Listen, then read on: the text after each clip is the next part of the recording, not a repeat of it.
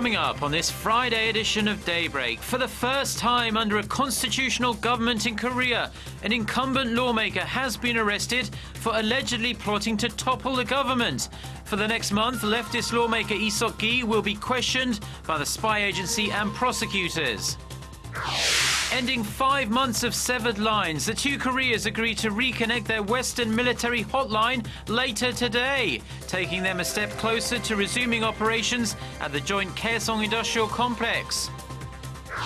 Plus, speaking on the opening day of the G20 Summit in Russia, President Park Geun-hye emphasizes the need for policy coordination among G20 nations to achieve shared growth. Daybreak begins now.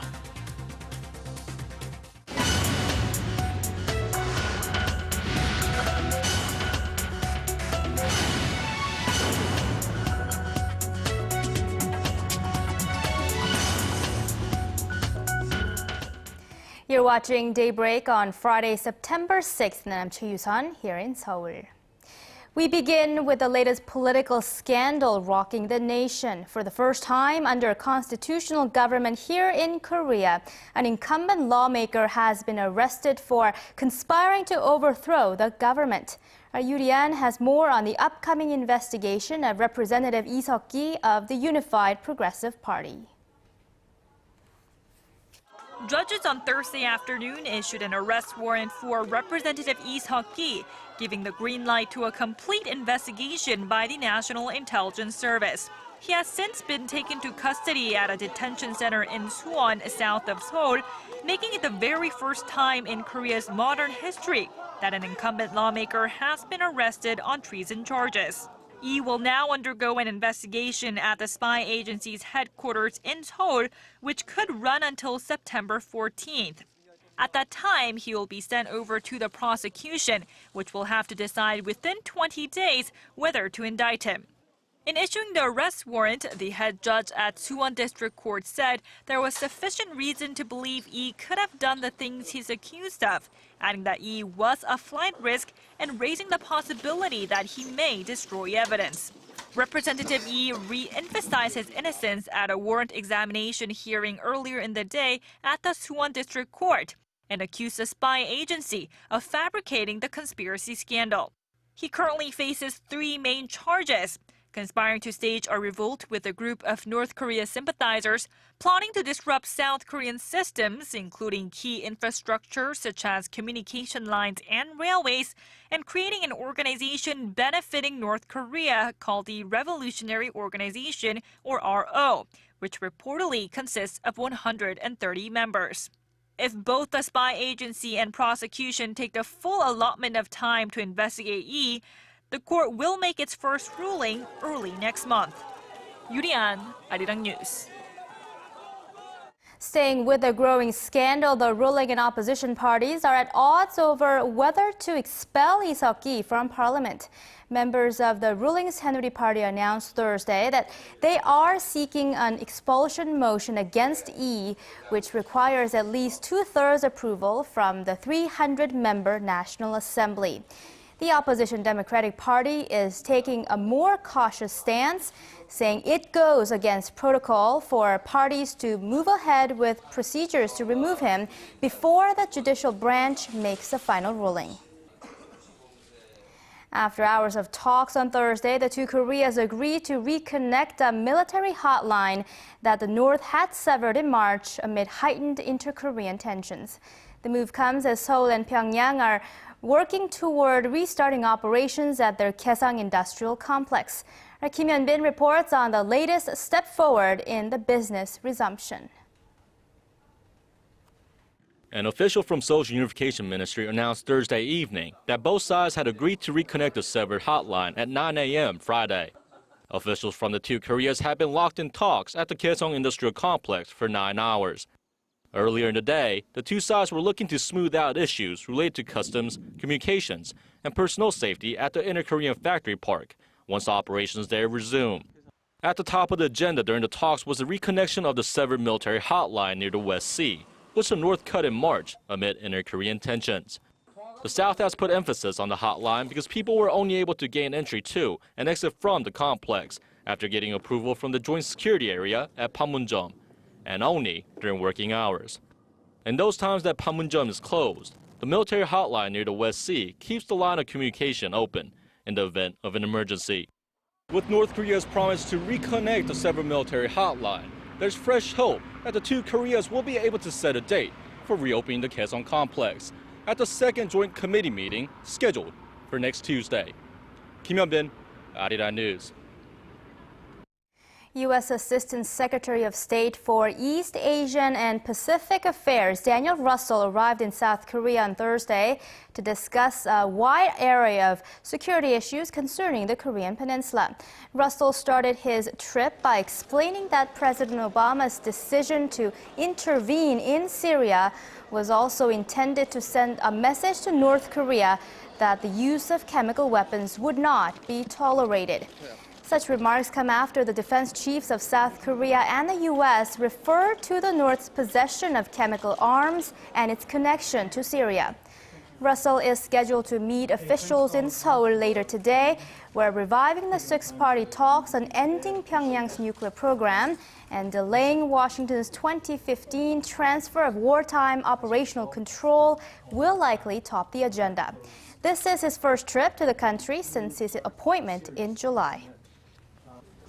Syria's alleged use of chemical weapons has raised alarm over similar threats closer to home.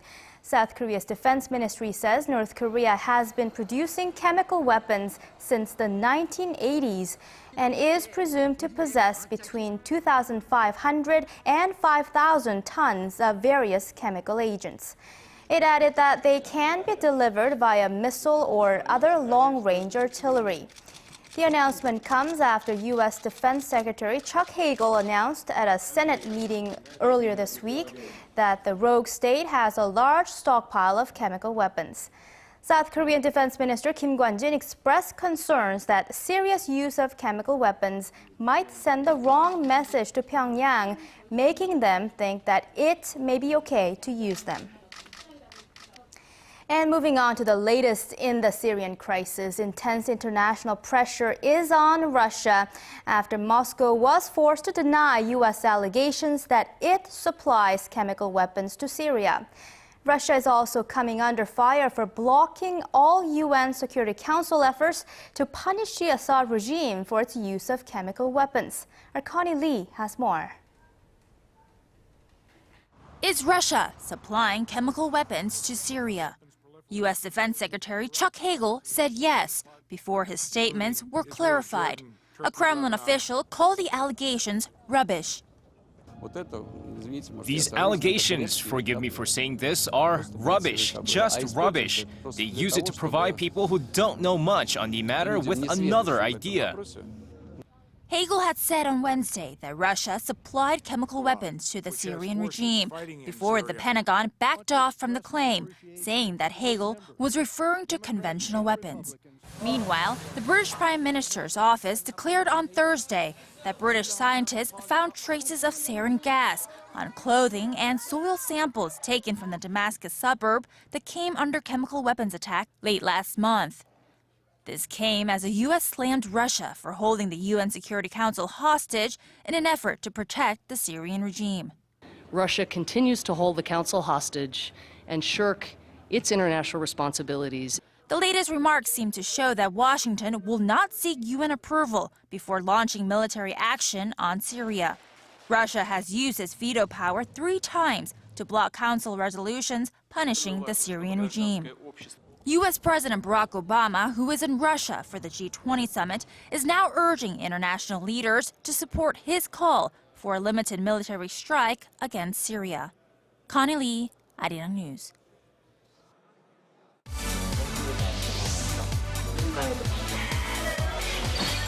If you want the latest news from Korea and around the world. Return to the negotiations. President Park Geun-hye, given the current circumstances. On your way to work or at home. Defense Ministry. The legislature will convene a... Tune into Daybreak on Arirang TV. Prime Minister Shinzo Abe said Tuesday. The G20 Summit kicked off in Russia's St. Petersburg on Thursday. President Park Geun-hye, attending the meeting, called on the G20 nations to coordinate their policies so that they can achieve growth together. Our presidential correspondent Oh Jin-ju sent us this report. The first session of the G20 Leaders Summit on Thursday was about growth and the world economy. The issue of Washington's plan to scale back its quantitative easing program topped the agenda. In a speech, President Park emphasized the importance of policy coordination among the G20 countries for joint growth. She said if things get difficult for emerging economies, it will make things harder for developed countries as well, as economic conditions in one country can quickly affect another in the current economic climate. President Park called on developed nations to take a more cautious stance in putting an end to their stimulus measures, considering the negative impacts the move will have on emerging markets. Although an exit strategy is aimed at normalizing the abnormal, she emphasized that developed countries should carefully think about how it will affect emerging nations. Senior Presidential Secretary for Economic Affairs Cho Won-dong told reporters that President Park played a role as what he called a facilitator, trying to bridge the gap between developing and developed nations. President Park also stressed the need to set up a G20 strategy to restore financial stability and welcomed plans to tackle overseas tax avoidance and to develop a global system for tax information exchange, all of which will be included in this year's joint communique. Meanwhile, attention had been drawn as to whether President Park will separately hold talks with Japanese Prime Minister Shinzo Abe during the summit. Cheong-won confirmed that the two shortly met at a reception ahead of a working dinner in the evening.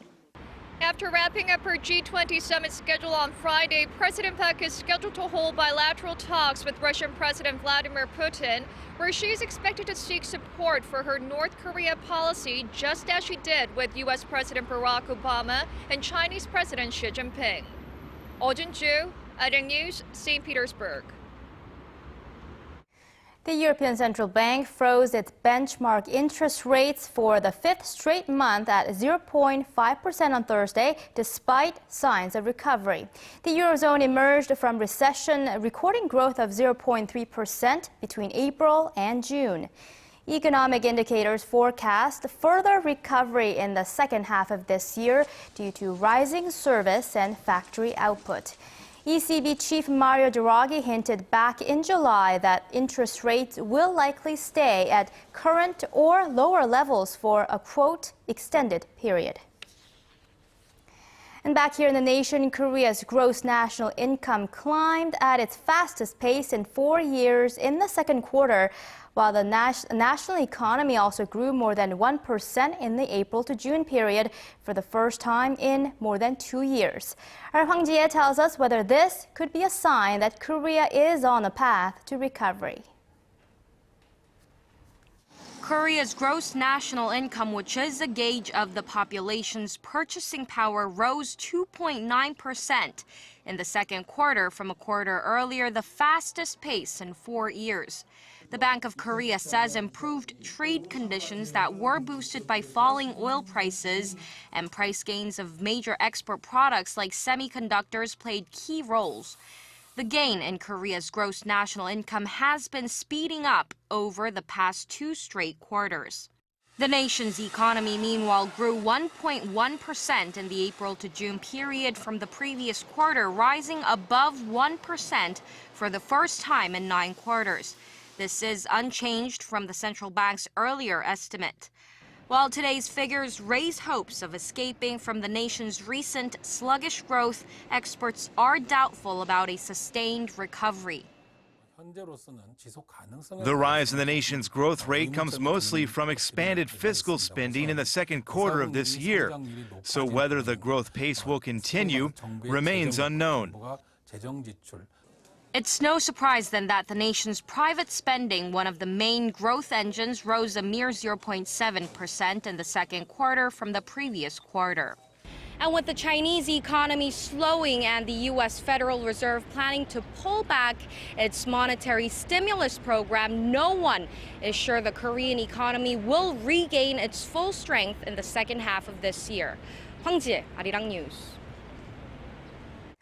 Unionized workers of Korea's largest automaker Hyundai Motor narrowed their differences with management over wage increases Thursday, tentatively ending their weeks-long partial strikes. Though it was 64% less than initially requested, workers got a monthly wage hike of about $88. But they had to accept defeat in their push to raise the retirement age from 60 to 61. The agreement may put an end to 2 weeks of partial strikes by union workers. It's estimated the labor stoppages led to delays in production of more than 50,000 vehicles, which amounts to losses of over $900 million. One of the nation's biggest food trade fairs kicked off this past week in Cheonan City, south of Seoul. The 2013 International WellBeing Food Expo focuses on the booming health food industry while promoting traditional Korean dishes as being both delicious and nutritious. Our Paul Lee gives us a taste.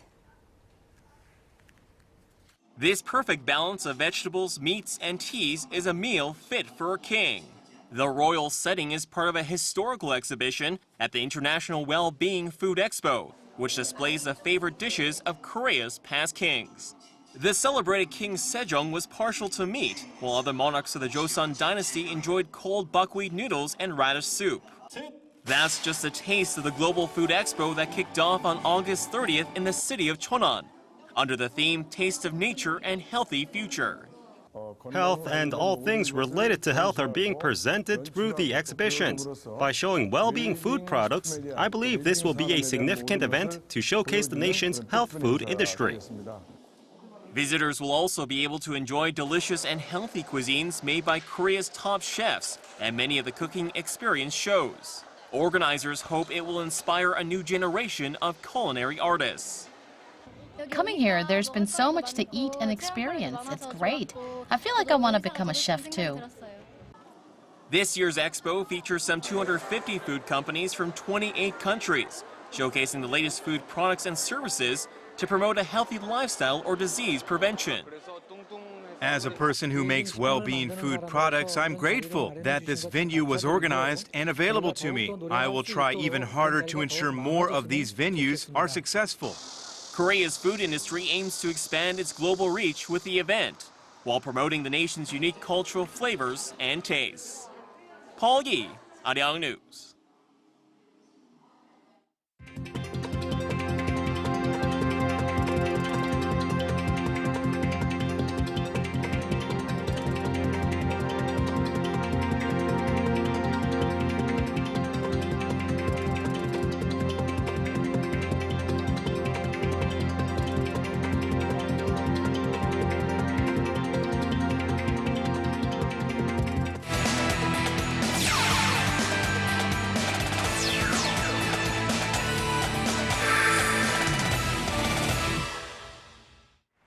And TGI Friday, everyone, and what a Friday it is. Now, a lot of baseball this morning, but we kick things off with the big matchup set to take place later tonight. That's right, the Korean national football team taking on Haiti later tonight.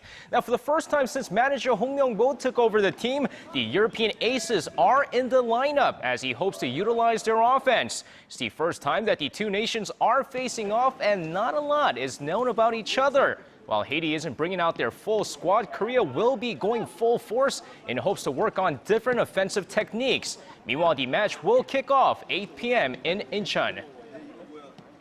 And here we go with our baseball this morning. First off, let's take a look at some Friday night's KBO action as the last place Hanwha Eagles beat the first place LG Twins 2-1. Big surprise there, of course, shaking things up. Now the SK Wyverns avoiding the sweep against the Lotte Giants 6-3. So with that said, let's take a look at the other two games that took place last night. Starting off with the Tusan Bears taking on the Kia Tigers.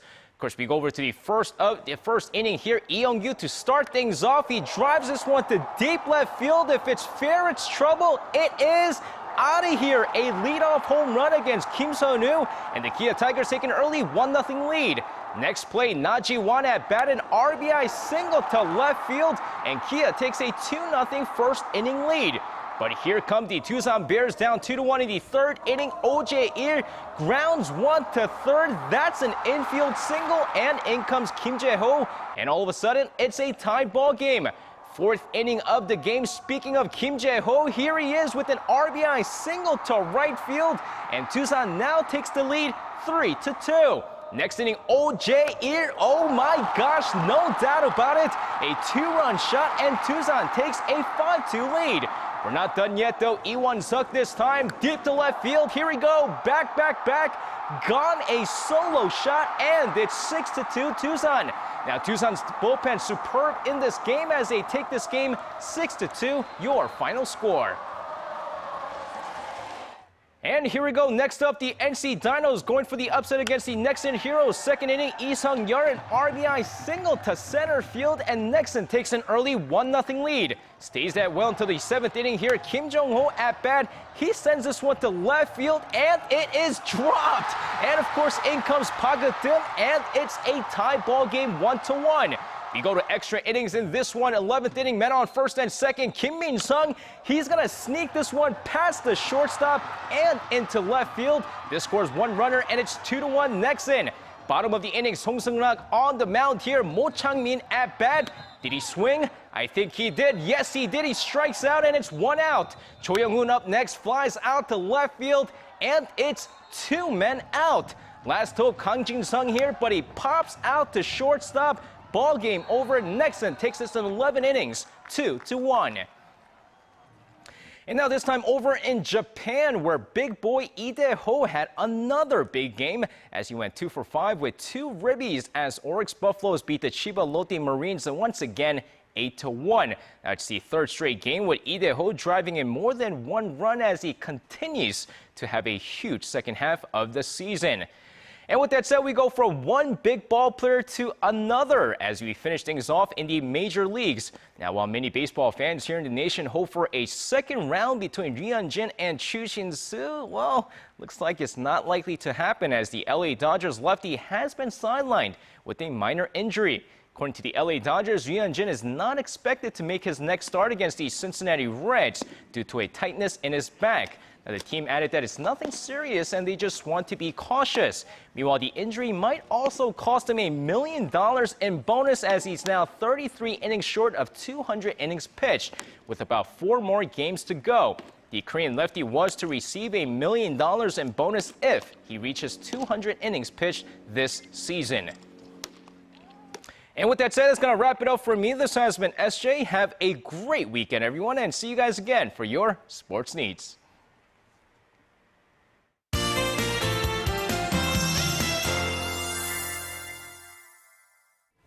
Happy Friday morning to you. I'm Lee Ji-hyun with your latest weather forecast. Well, isn't September a month of dramatic change? It's amazing how quickly weather can change. Not even 2 weeks ago, we were dealing with a serious heat wave. Now I'm telling you to wear a light jacket to your morning commute.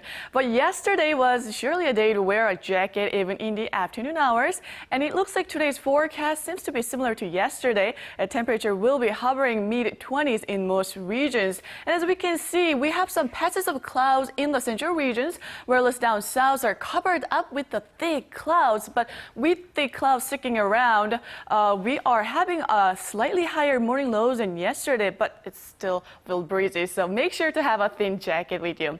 Now, weekend weather forecast calls for mostly to partly cloudy days with daytime highs hovering mid to upper 20s. So if you're planning to go out of town this weekend, weather is in our favor.